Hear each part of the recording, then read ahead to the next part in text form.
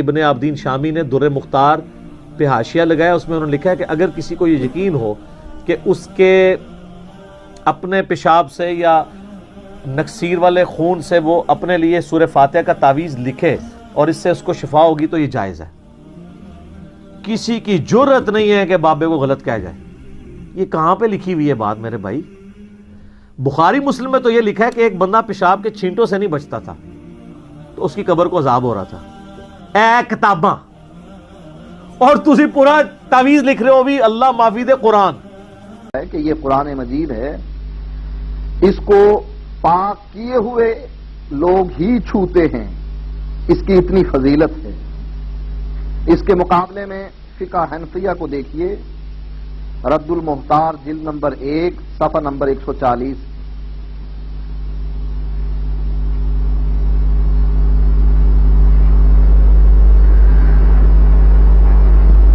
کہتے ہیں فقال لو رائف فكتب الفاتحة بالدم على جبهته وانفه جاز للاستشفاء وبالبول ايضا ان علم فيه شفاء لا بأس به۔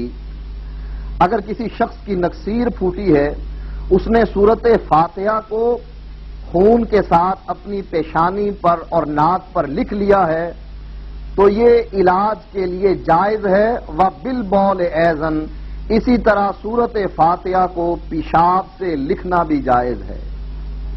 ان علم فیہ شفا، اگر اس کو اس بات کا علم ہو جائے کہ اس کام کرنے میں شفا ہے، لا بأس بہ، تو کوئی حرج نہیں۔ وعلیہ الفتوی، اور اسی پر فتویٰ ہے۔ بسم اللہ الرحمن الرحیم۔ محترم ناظرین، یہ غیر مقلد کی گفتگو آپ نے سنی، جس پہ فقہ حنفی کے خلاف اور فقہ حنفی کی دشمنی میں یہ کتنا آگے بڑھا ہے، اس کا اندازہ تو آپ نے ان کے الفاظ سے لگا ہی لیا ہوگا۔ اور یہ صرف اس غیر مقلد کا معاملہ نہیں ہے، بلکہ جتنے بھی غیر مقلدین ہیں ان سب کا یہی وتیرہ ہے کہ فقہ حنفی کو یا اس کی دشمنی میں اتنے آگے بڑھے ہیں کہ بالکل اندھے ہو گئے ہیں۔ اور جیسے پہلے بھی ہم نے ان کے ایک بات پر گرفت کی تھی، تو آج بھی ہم ان کے یہ جو بات انہوں نے کی ہے اس پر گرفت کریں گے اور حقیقت مسئلے کو واضح کریں گے، اور یہ بتائیں گے کہ ان کا کس طرح سے حنفی کے فقہ کے ساتھ یہ بغض ہے، اور آدھی آدھی عبارات پیش کر کے غلط بیانی کرتے ہیں۔ سب سے پہلے تو یہ جو فتاوی شامی ہے، اس کی عبارت میں آپ کے سامنے پیش کرتا ہوں۔ یہ جو آپ کے سامنے اسکرین پر عبارت نظر بھی آ رہی ہے اور عنوان بھی آپ کو نظر آ رہا ہے، اور یہاں نیچے جو عبارت لکھی ہے اس پر اعتراض ہے کہ لو رعف فكتب الفاتحة بالدم او على جبهته جاز للاستشفاء وبالبول ایضا۔ اب یہ جو عبارت ہے کہ اگر کسی کو نکسیر آ گئی، اور نکسیر کا مطلب یہ ہے کہ اس کے جو ناک ہے اس سے خون بہنے لگ گیا، اور اسی خون سے اس نے اپنی پیشانی یا پھر ناک سے سورۃ الفاتحہ لکھی، کہتے ہیں جاز للاستشفاء، شفا حاصل کرنے کے لیے اس طرح کرنا جائز ہے۔ اور آگے لکھے وبالبول ایضا، اور پیشاب کے ذریعے سے بھی اس طرح کرنا جائز ہے۔ ٹھیک ہے، آگے فرمایا ان علم فیہ شفاء لا بأس بہ۔ یہ عبارت یہ لوگ ذکر نہیں کرتے، اور اس کی کیا حقیقت ہے انشاءاللہ وہ بھی ہم ذکر کریں گے۔ تو الفاظ کیا ہے کہ ان علم فیہ شفاء لا بأس بہ، اگر اس کو اس میں شفا کا علم ہو پھر تو اس میں کوئی حرج نہیں ہے۔ آگے فرمایا لیکن لم ينقل، لیکن یہ بات منقول نہیں ہے۔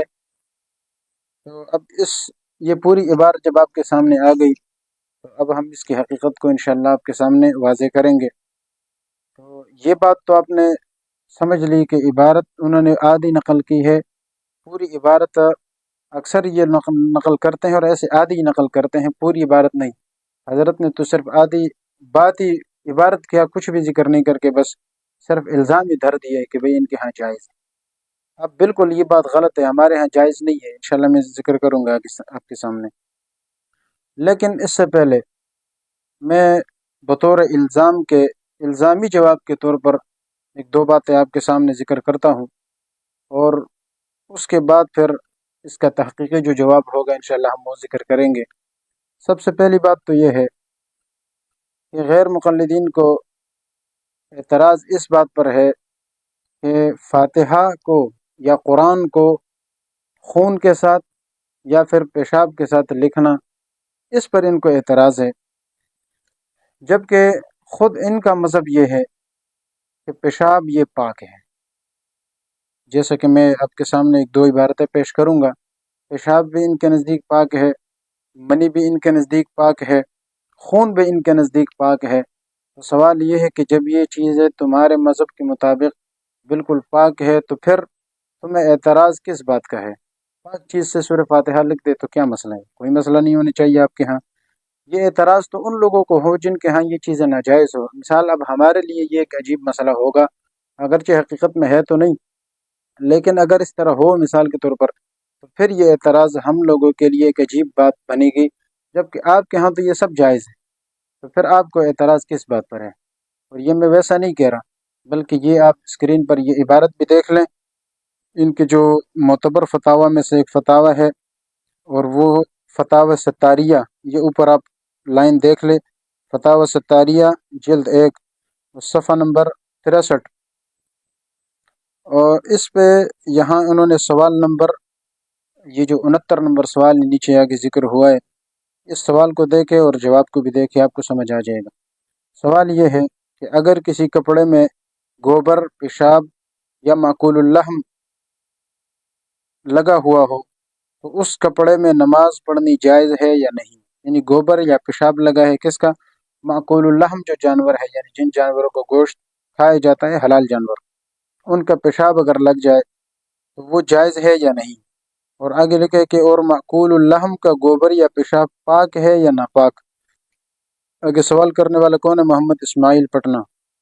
تو جواب میں انہوں نے لکھا ہے کہ معقول اللحم کا بول و براز پاک ہے، اور جس کپڑے پر لگا ہوا ہو اس میں نماز پڑھنی بھی درست ہے۔ طبعی شے دیگر ہے، اگر دھو لیا جائے تو بہتر ہے، یعنی طبعی بات اور ہے، لیکن اگر دھو لیا جائے تو بہتر ہے، ورنہ شرعاً کوئی قباحت نہیں ہے۔ خود رسول اللہ صلی اللہ علیہ وسلم مرابض الغنم یعنی بکریوں کے باڑے میں نماز پڑھا کرتے تھے، اور نیز بطور ادویات کے استعمال کرنا درست ہے، یعنی یہ جو پیشاب وغیرہ ہے نا، پیشاب، ان کو بطور ادویات کے استعمال کرنا بھی کیا ہے؟ درست ہے۔ چنانچہ آپ صلی اللہ علیہ وسلم نے چند اصحاب کو اونٹنیوں کا دودھ اور پیشاب پینے کا حکم فرمایا۔ تو اس جواب میں بالکل صریح الفاظ میں آ گیا ہے کہ سوال کیا تھا؟ پیشاب پاک ہے یا ناپاک؟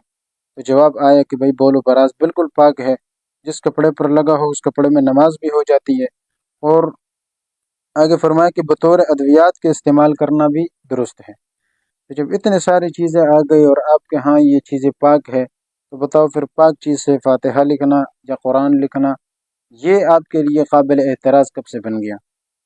اور یہی عبارت یہ عرف الجادی صفحہ نمبر 10 پر فارسی میں انہوں نے یہی عبارت آگے لکھی ہے، یہ صفحہ نمبر 10 پر آپ دیکھ لیں۔ اچھا، اس کے علاوہ میں اور آپ کو غیر مقلدین کی ایک معتبر کتاب نزل الابرار کی سیر کراؤں۔ نزل الابرار یہ ان کی وہ کتاب ہے جو انہوں نے احناف کے رد المختار علی الدر المختار، اس کے مقابلے میں انہوں نے لکھی ہے نزل الابرار من فقہ النبی المختار، نبی صلی اللہ علیہ وسلم کی فقہ سے نیک لوگوں کے لیے مہمان نوازی۔ آئیے اب اس مہمان نوازی کو بھی دیکھتے ہیں کہ اس مہمان نوازی میں کس طرح کی مہمان نوازی کی گئی ہے۔ یہ نزل الابرار جلد 1 صفحہ 49 اور صفحہ 49 نمبر صفحے پہ یہاں یہ نیچے عبارت آپ کے سامنے نظر آ رہی ہے، لکھا ہے کہ والمنی طاہر سواء کان رطبا او یابسا مغلظا او غیر مغلظ، جو منی ہے یہ پاک ہے، چاہے وہ پھر رطباً یعنی گیلا ہو، یابساً خشک ہو، مغلظاً گاڑی ہو، اور غیر مغلظ یا گاڑی نہ ہو، پتلی ہو، کہتے ہیں یہ کیا ہے؟ پاک ہے۔ وغسل ازکا و اولا، یعنی اس کا دھو لینا اگرچہ از کا یعنی پاکیزہ بات ہے اور اولا بات ہے، لیکن ہے یہ چیز کیا پاک ہے، شروع میں ذکر ہو گیا۔ آگے دیکھیں وَكَذَلِكَ الدَّمُ، اور اسی طرح خون بھی کیا ہے پاک ہے، غیر دم الحیض، حیض کے علاوہ جو بھی خون ہے وہ کیا ہے پاک ہے۔ تو سوال یہ ہے کہ جب خون پاک ہے تو پاک چیز سے فاتحہ لکھنا، قرآن لکھنا، یہ آپ کے ہاں کب سے یہ ایک عجیب چیز مانا جانے لگا؟ وَكَذَلِكَ رُطُوبَةُ الْفَرْج، اسی طرح شرمگاہوں کی رطوبت تری یہ بھی پاک۔ وَكَذَلِكَ الْخَمْرُ، اسی طرح ان کے ہاں شراب بھی پاک۔ وَبَوْلُ مَا يُؤْكَلُ لَحْمُهُ وَمَا لَا يُؤْكَلُ لَحْمُهُ مِنَ الْحَيَوَانَاتِ، جن جانوروں کا گوشت کھایا جاتا ہے اور جن کا نہیں کھایا جاتا، تمام جانوروں کا پیشاب کیا ہے پاک ہے۔ آخر میں یہ جو آخری لائن ہے اس میں آپ دیکھیں انہوں نے عجیب بات یہ بھی لکھی ہے کہ وَاخْتَلَفُوا فِي لُعَابِ الْكَلْبِ وَالْخِنْزِيرِ وَسُؤْرِهِمَا، کہتے ہیں کہ کتا اور خنزیر ان کے لعاب کے بارے میں اور ان کے جھوٹے کے بارے میں اختلاف کیا ہے، لیکن والارجح طہارتہ، راجح بات یہ ہے کہ یہ لعاب اور یہ چیزیں بھی کیا ہے پاک ہیں۔ وَكَذَلِكَ، اور اگلے صفحہ نمبر 50 کی پہلے لائن پہ وَكَذَلِكَ فِي بَوْلِ الْكَلْبِ وَخُرَائِهِ وَالْحَقُّ أَنَّهُ لَا دَلِيلَ عَلَى النِّجَاسَةِ، لکھا ہے کہ کتے کا جو بول ہے، پیشاب ہے، کتے کا پیشاب بھی پاک ہے۔ یعنی راجح قول کے بارے میں انہوں نے کیا لکھا؟ کتے کا پیشاب وہ بھی پاک ہے اور اس کی قے وہ بھی پاک ہے، اور کہتے پاک ہونے کی کیا دلیل ہے؟ کہتے والحق انہ لا دلیل علی النجاست، درست بات یہ ہے اس کے نجس ہونے پر کوئی دلیل نہیں ہے، اس لیے کیا ہے پاک ہے۔ تو سوال یہ ہے کہ جب کتے کا پیشاب پاک، معقول اللحم جانور، غیر معقول اللحم جانور کا پیشاب پاک، خون پاک، منی پاک، جب یہ ساری چیزیں پاک ہے تو پھر اشکال آپ کو کس بات کا ہے؟ صرف ہمارے خلاف آپ نے بغض ہی نکالنا ہے۔ اب آتے ہیں اس عبارت کی طرف۔ ہمارے ہاں یہ چیز جائز نہیں ہے۔ اصل عبارت جو مسئلہ ہے ہمارے نزدیک وہ بدائع الثناء اور رد المختار، ان دونوں میں یہ لکھا ہے کہ لا یجوز لمحدث اداء صلاۃ، کہ کسی بے وضو کے لیے نماز پڑھنا بھی جائز نہیں ہے۔ کیوں؟ فقد شرط جوازها، کیونکہ وہ نماز کے جائز ہونے کے لیے جو شرط ہے وہ مفقود ہے، وہ موجود نہیں ہے۔ وہ هو الوضوء، اور وہ کیا ہے؟ وضو کا ہونا، یعنی وضو نہیں ہے تو نماز بھی نہیں ہوتی۔ ولا مس مصحف من غیر غلاف عندنا، اور ہمارے نزدیک قرآن مجید کو بغیر وضو کے چھونا، اور جب غلاف نہ ہو، غلاف سے مراد یہ ہے کہ ایک ایسا کپڑا جو الگ ہو جاتا ہو، ایسے کپڑے کے اندر اگر قرآن ہے یا اس کے علاوہ قرآن مجید کو بغیر وضو کے ہاتھ لگانا جائز نہیں ہے۔ جب ہمارے ہاں ایک چیز قرآن کو صرف ہاتھ لگانا، اس کو ٹچ کرنا، یہ بغیر وضو کے جائز نہیں ہے، تو لکھنا نجاست سے کیسے جائز ہوگا؟ اور ہمارے ہاں تو یہ بھی لکھا ہے کہ اگر کوئی استخفافاً قرآن مجید کو اس طرح ان چیزوں سے لکھتا ہے نجاست سے، تو وہ تو کافر ہو جاتا ہے۔ باقی یہ جو مسئلہ رہ گیا ہے اس مسئلے کی حقیقت کیا ہے؟ یہ عبارت آپ دیکھ لیں اصل عبارت کیا ہے کہ اگر کسی کو نکسیر آ جائے اور وہ کوئی طبیب حاذق یا عامل ان کو بتائے کہ آپ کا علاج اس کے بغیر ہو ہی نہیں سکتا، تو پھر کیا حکم ہے؟ اس میں بھی اختلاف انہوں نے ذکر کیا ہے۔ سب سے پہلی بات تو یہ ہے کہ یہ علامہ شامی رحمہ اللہ نے جس عنوان کے تحت ذکر کیا ہے مطلب فی التداوی بالمحرم، حرام چیز سے علاج کرنا کیا ہے، جائز ہے یا نہیں ہے، تو اس بارے میں انہوں نے فقہاء کرام کا اختلاف ذکر کیا ہے، اور راجح قول امام صاحب کا ہے، اور وہ آگے میں ذکر کروں گا۔ ان کے ہاں یہ ہے کہ اس چیز سے بالکل جائز ہی نہیں ہے، اس طرح کرنا یہ ناجائز ہے، کوئی رخصت نہیں ہے، حتیٰ کہ اگر موت کا خطرہ بھی ہو پھر بھی جائز نہیں ہے۔ انہی غیر مقلدین سے میں کہتا ہوں ذرا آپ اسی صفحے کے اگلے عبارت بھی آپ پڑھ لیتے تو آپ کو امام صاحب کا صحیح مسلک سمجھ آتا۔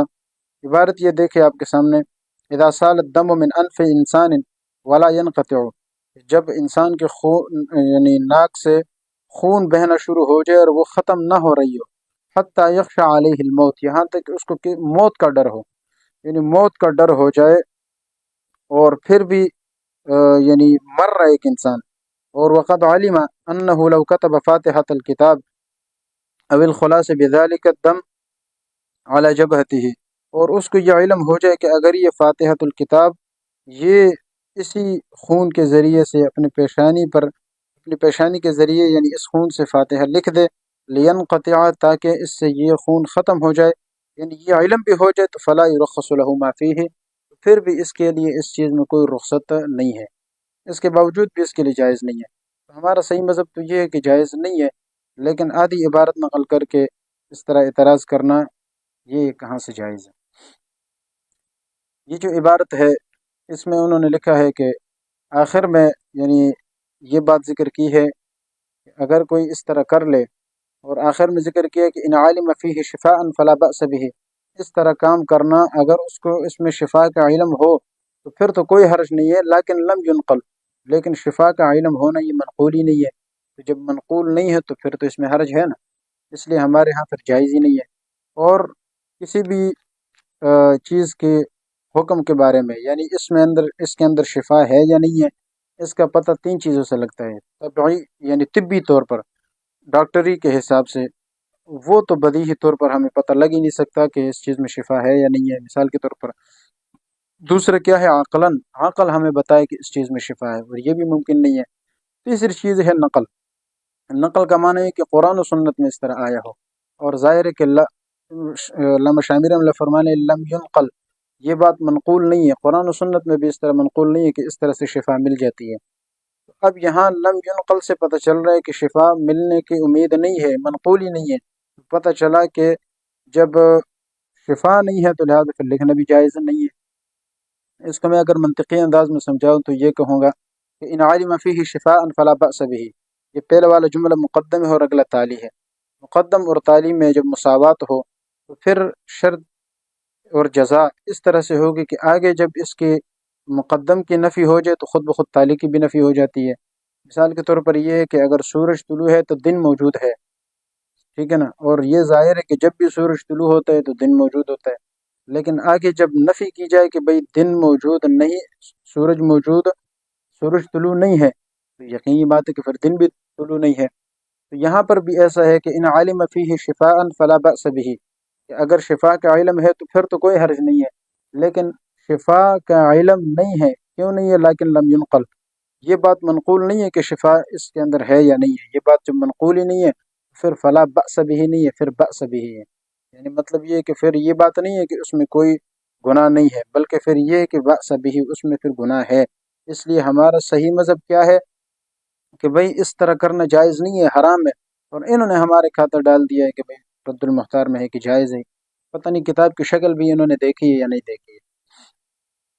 تو اس لیے یہ جو چیزیں ہیں، اور بعض ائمہ کے نزدیک علاج کے طور پر اس طرح کرنا اگرچہ جائز ہے، لیکن ان کے ہاں بھی پھر چار شرائط ہیں۔ پہلی شرط یہ کہ یقین غالب ہو کہ بھئی اس کے ذریعے مجھے شفا ملے گی، اور وہ تو پہلے ہم نے بتا دیا کہ اس طرح سے ہے ہی نہیں۔ دوسرا یہ کہ دوسری شرط یہ کہ صرف یہی چیز حرام، یعنی اس کے ذریعے سے علاج ممکن ہے، اس کے علاوہ حلال کوئی ذریعہ ہے ہی نہیں، تو پھر یہ دوسری شرط ہے۔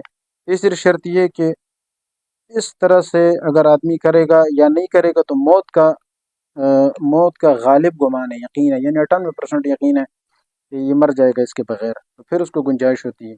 اور چوتھی شرط یہ ہے کہ طبیب حاذق، کوئی ماہر ڈاکٹر جو مسلمان ہو، وہ اس کو بتائے کہ بھئی آپ کا علاج اس کے بغیر ممکن نہیں ہے، تو پھر جا کے عند الاضطرار، مجبوری کی حالت میں جائز ہے، اور آپ کو پتہ ہے مجبوری کی حالت میں تو خنزیر کھانا یہ چیزیں بھی جائز ہوتی ہے۔ اس کی مثال ایسی ہے جیسے ایک آدمی کہتا ہے کہ بھئی خنزیر کھانا تو حلال ہے، بھئی کیوں؟ اس لیے کہ قرآن میں آیا ہے کہ بھئی خنزیر حلال ہے۔ بھئی جواب یہ ہے کہ وہاں تو دو شرطیں بھی ہے، غیر باغ ولا عاد، کہ ایک آدمی مر رہا ہے اس کے لیے گنجائش ہے، اور دو شرطوں کے ساتھ کہ غیر باغ، وہ باغی بھی نہ ہو، باغی کا مطلب یہ ہے کہ حد سے بڑھنے والا بھی نہ ہو، ولا عاد، اور نہ عادت کے طور پر کھائے، تو یہ چیزیں جائز نہیں ہے۔ اس لیے خواہ مخواہ اس کو ہمارے خاطر ڈالنا یہ جائز نہیں ہے۔